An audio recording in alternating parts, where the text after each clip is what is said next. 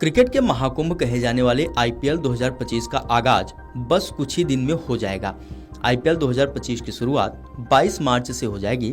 पहला मुकाबला defending champion Kolkata night Riders और रॉयल चैलेंजर्स बेंगलुरु के बीच खेला जाएगा।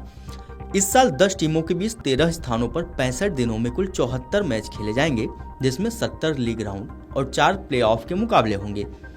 फाइनल समेत प्लेऑफ के सभी मुकाबले 20 से 25 मई तक हैदराबाद और कोलकाता में खेले जाएंगे। इसके अलावा 20 मई 2025 और 21 मई को क्वालिफायर 1 और एलिमिनेटर की हैदराबाद मेजबानी करेगा। इसके बाद 23 मई 2025 को क्वालिफायर 2 की और 25 मई को फाइनल की मेजबानी कोलकाता करेगा। आईपीएल 2025 में कुल 12 डबल हेडर्स हैं। डबल हेडर्स वाले दिन पहला मैच दोपहर 3:30 बजे से और दूसरा मैच शाम 7:30 बजे से खेला जाएगा। ऐसे में आईपीएल शुरू होने से पहले हम आपको सभी टीमों के स्क्वाड, संभावित प्लेइंग 11, इम्पैक्ट प्लेयर को जोड़कर 12 जो होंगे और उस टीम के पूरे शेड्यूल के बारे में बताएंगे। आइए जानते हैं सब कुछ। 5 बार की आईपीएल चैंपियन मुंबई इंडियंस की बात करें तो इस टीम में भारतीय खिलाड़ियों का दल मजबूत है, लेकिन उन्होंने कई अपरिपक्व यानी जिनके पास आईपीएल का अनुभव नहीं है उन विदेशी खिलाड़ियों को चुने हैं। ट्रेंट बोल्ट और मिचेल सेंटनर के अलावा 6 खिलाड़ी ऐसे हैं जो या तो चोट से ग्रसित रहे हैं या फिर वो आईपीएल में नियमित तौर पर खेलने वाले खिलाड़ी नहीं हैं। इंग्लैंड के ऑलराउंडर विल जैक्स और तेज गेंदबाज रीस टॉपली लीग में काफी अनुभवहीन हैं, जबकि न्यूजीलैंड के बेवन जॉन जैकब्स और दक्षिण अफ्रीका के रेयान रिकेल्टन पहली बार आईपीएल खेलेंगे। दक्षिण अफ्रीका के तेज गेंदबाज लिजार्ड विलियम्स और अफगानिस्तान के स्पिनर अल्लाह गजानफर के चोटिल होने पर बाहर होने की वजह से टीम को पहले ही 2 झटके लग चुके हैं। इनकी जगह मुजीबुर रहमान और कॉर्बिन बाश को शामिल किया गया है। चेन्नई सुपर किंग्स की बात करें तो सीएसके ने आर अश्विन को 10 सीजन बाद वापस खरीदा है। आर अश्विन ने आखिरी बार 2015 में उनके लिए खेला था और अब वो रविंद्र जडेजा के साथ मिलकर स्पिन की कमान संभालेंगे। उन्होंने नूर अहमद को जोड़कर अपने स्पिन आक्रमण को और मजबूत किया है। इसके अलावा उन्होंने ऑलराउंडर और तेज गेंदबाजों की खरीदारी की। उन्होंने राहुल त्रिपाठी, विजय शंकर, कमलेश नागरकोटी, दीपक हुड्डा और श्रेयस गोपाल जैसे खिलाड़ियों को खरीदा है, जिनके आईपीएल करियर में खुद को साबित करने की जरूरत है। रॉयल चैलेंजर्स बेंगलुरु की बात करें तो आरसीबी ने ओपनिंग के लिए विराट कोहली के साथी के तौर पर विस्फोटक फिल सॉल्ट को खरीदा। साथ ही जोश हेजलवुड और भुवनेश्वर कुमार में 2 अनुभवी तेज गेंदबाजों को हासिल करने के लिए बहुत पैसा खर्च किया। इससे उनकी लंबे समय से चली आ रही गेंदबाजी समस्या को हल मिल सकता है। उनके पास शीर्ष और मध्य क्रम में बल्लेबाजी मजबूत है और लंबे समय में पहली बार उनकी लाइनअप सिर्फ कुछ स्टार खिलाड़ियों पर ही निर्भर नहीं दिख रही है। लेकिन रजत पाटीदार का कप्तान बनना सबसे कमजोर कड़ी है। रजत को विजय हजारे ट्रॉफी और सैयद मुश्ताक अली ट्रॉफी में मध्य प्रदेश की कप्तानी करने का अनुभव है, लेकिन आईपीएल में वो पहली बार कमान संभालेंगे। कुछ समय पहले तक उनकी प्लेइंग 11 में जगह तक पक्की नहीं थी, लेकिन अपनी कप्तानी में पिछले साल वो मध्य प्रदेश को फाइनल तक ले गए थे। सनराइजर्स हैदराबाद की बात करें तो टीम के पास एक विस्फोटक शीर्ष 5 बल्लेबाजी क्रम है। इसके अलावा उनकी गेंदबाजी आक्रमण भी मजबूत दिख रही है।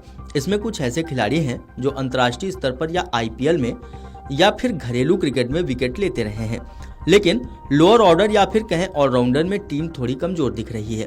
उनके बैकअप विदेशी खिलाड़ी कामिंडू मेंडिस, वियान मुल्डर और ईशान मलिंगा ने पहले कभी आईपीएल नहीं खेला है, लेकिन पिछले सीजन में टीम 250 प्लस स्कोर तक बना रही थी।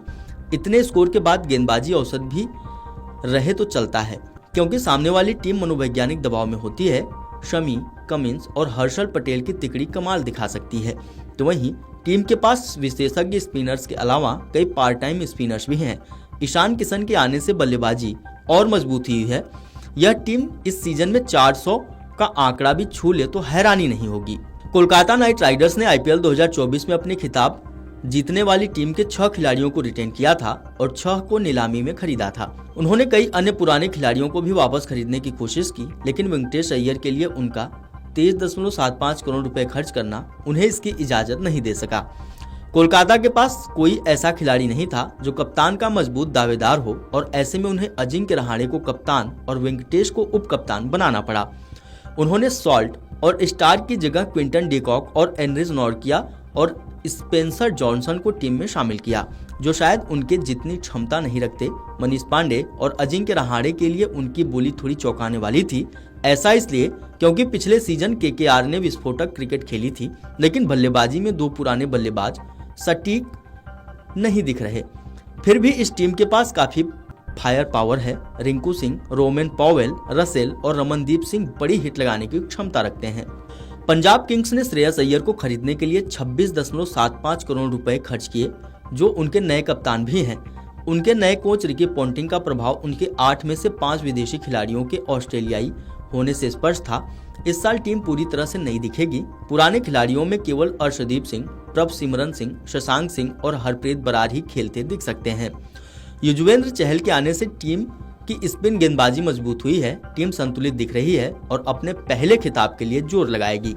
लखनऊ सुपर जायंट्स ने ऋषभ पंत को आईपीएल नीलामी में 27 करोड़ रुपए में खरीदकर आईपीएल इतिहास का सबसे महंगा खिलाड़ी बनाकर इतिहास रच दिया और उन्हें अपना कप्तान भी बनाया।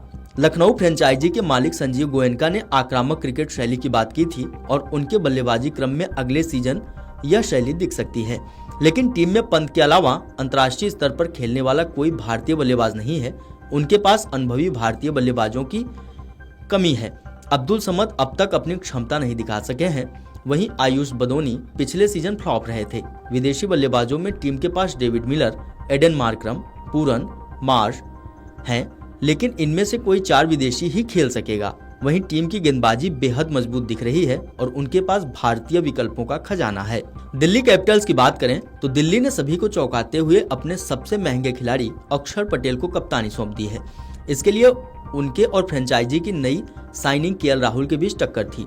दिलचस्प बात यह है कि राहुल को उप कप्तान तक नहीं बनाया गया और फॉफ डु प्लेसिस उप कप्तानी करते दिखेंगे। इसका मतलब यह भी हो सकता है कि राहुल प्लेइंग 11 के नियमित हिस्सा न हो या फिर फ्रेंचाइजी को उन पर भरोसा नहीं है।